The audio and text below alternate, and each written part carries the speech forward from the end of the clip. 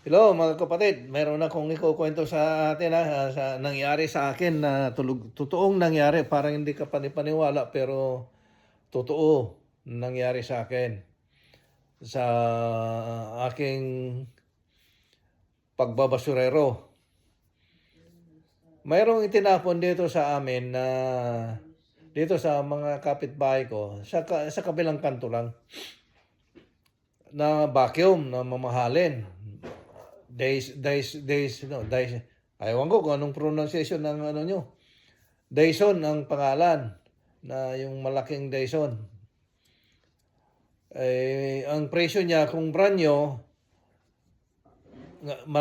halos 500 kung brand new. Pero ang diferensya is tinapon yung may-ari dahil hindi niya alam gawin. Yan ang hirap pag hindi mo alam yung ginagawa mo. Itinapon niya. Pero matagal na siguro na hindi umaandar na kasi nandyan na sa ulanan na makita mo na nauulanan na dahil mga talsik-talsik ng lupa doon sa maalikabok, marumi na. Yun. Kaya pero bago pa 2004 ang manufacturing date niya.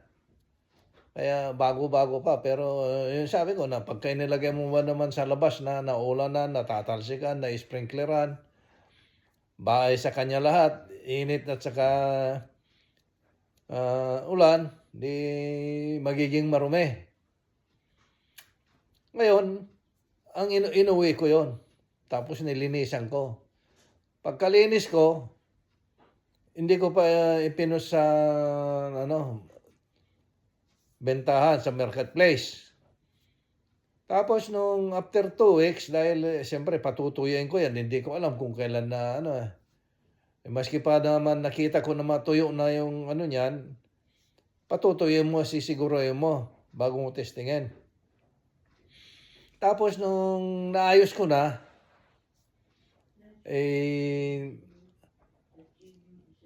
pinost ko diyan sa marketplace.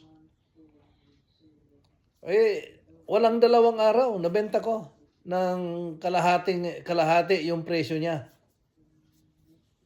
Yung niyan. Ang bumili, yung may-ari din. Kaya ako nasabi na yung may-ari din ang bumili dahil nung binili niya yon, nung after a week siguro na nabili niya, naglalakad ako ng umaga. Ay nakita ko doon na nanggaling yung may-ari doon sa bahay na yon, yung bumili. Kaya nasabi ko na basura mo, tinapon mo, pinulot ko, binenta ko, binili mo, pera ko. Yan ang nangyari. Basura niya, binili niya, pinulot ko, inayos ko, binenta ko, binili niya. Yan. Ganon ang nangyari sa akin na nakakatawa. Pero, ewan ko, maniwala man kayo hindi, nasa sa inyo yon. Pero totoo na nangyari.